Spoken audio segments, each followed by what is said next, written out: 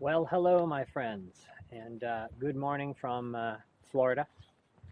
It's coming in towards the end of February, and my wife Chris and I are down here in Florida. Yeah, we haven't traveled in 2 years, and we figured, it's about as safe as it's going to get right now. And we travel in our camper van, so we're kind of in our own little isolation bubble. And we're here in Ocala National Forest at the Alexander recreational area, and it's a super quiet little campground. It's really nice. They got a nice little day use area. Weather's been pretty good. It's about 20 degrees here right now, so yeah, can't complain. Chris is out for a run with Penny this morning, and I'm taking Ollie and Chickpea for a little walk. And when I mentioned to some of my clients that I'd be traveling in February, I always get the same questions. A, what do you do with your dogs when you travel? Or B, do you take your dogs with you? And yes, clearly, we take our dogs with us. I mean, that is kind of the main reason that we got, we actually had the camper van first, sorry. But it's kind of the main reason that we can travel with our dogs. So I get that we're in sort of a unique situation, and not everybody's going to have a camper van that they can travel in with their dogs. And I get a lot of questions about, like, what can I do with my dog when I travel?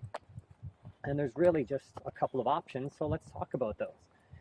You have a boarding kennel where your dog goes to stay with a lot of other dogs in some sort of kennel situation or doggy daycare or something like that. You have like private boarding where your dog goes to stay with just like one home, just on its own, or maybe with somebody else's dog, and maybe that's like a family member or something that's taking care of your dog. Or you've got in-home boarding where you pay somebody to come and stay in your home, watch your home, and your pet, right, your dog. They all have their sort of pros and cons. I would say probably the in-home boarding option is going to be the most expensive, but probably the lowest stress on your dog, like your dog staying in its home.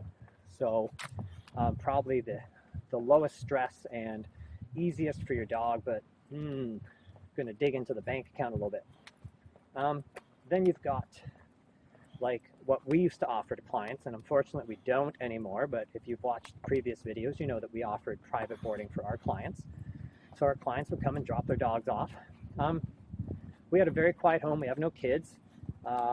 So that's a great option, but almost all the dogs still showed some level of stress, right? And these are dogs that I trained with, so these dogs knew me, and they still came in and were just like, oh, am I living here forever? Like, are you my new owner, right?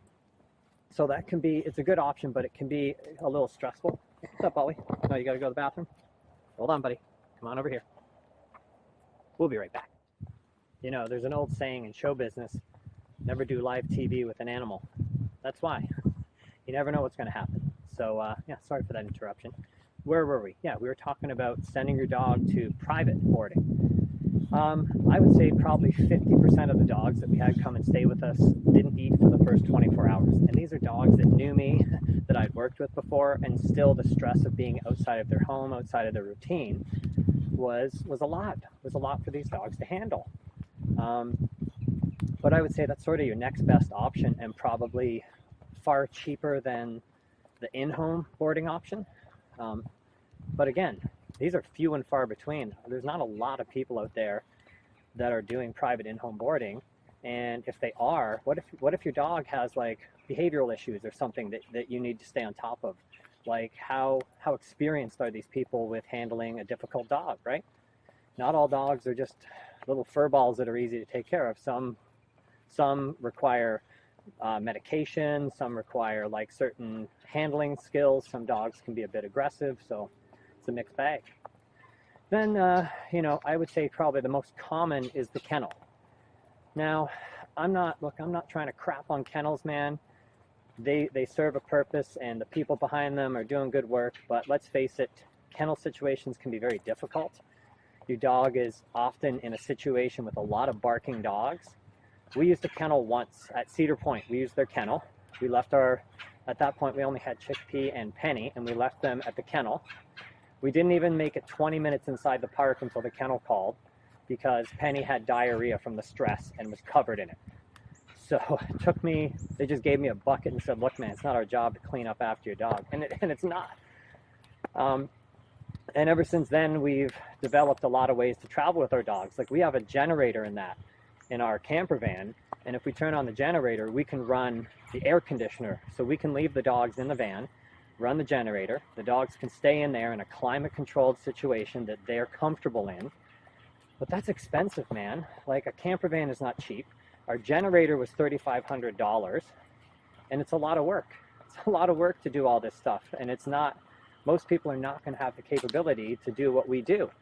So we realize we're in a unique position in how we travel with our dogs, but we've spent a lot of time and problem solving and a lot of money to come up with solutions so that we can take our dogs everywhere with us. Because to me, they are our family, and I wouldn't leave my family at home when I travel. I just love having the dogs.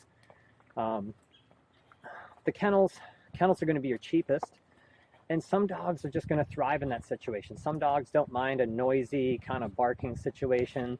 A lot of dogs, though, will pick up that problem.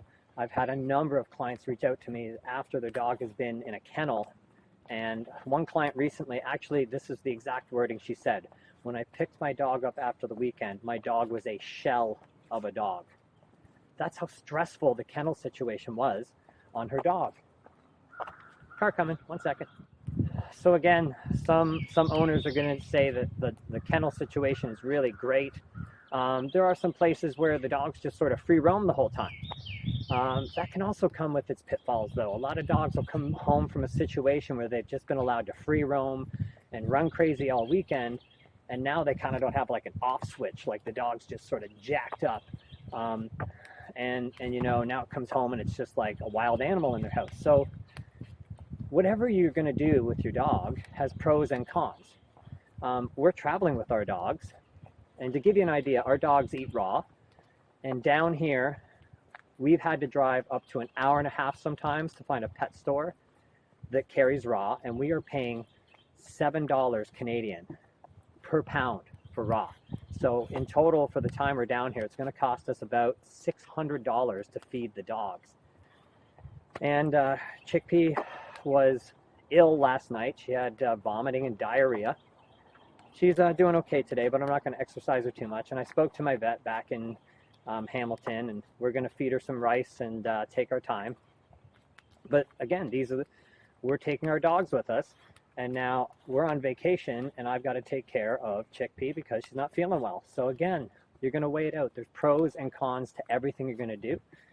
But really, those are your options. If I'm missing an option, go ahead and put a comment down, and I'll discuss that in another video.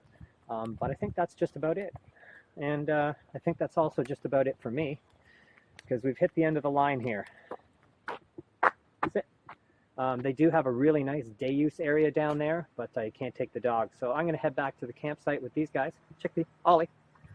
And yeah, I'm going to say goodbye to you guys for today. And I will grab another video, I think, while I'm down here in Florida with the dogs. I'm back March 1st training with my clients as soon as the weather, hopefully, well, you know, it's March in Ontario. Maybe the weather's not going to be better, but we hope. Anyway, maybe you've enjoyed seeing a little bit of sunshine here. And if you're down in this area, I would highly recommend Ocala National Forest. It's about an hour north of Orlando, Florida.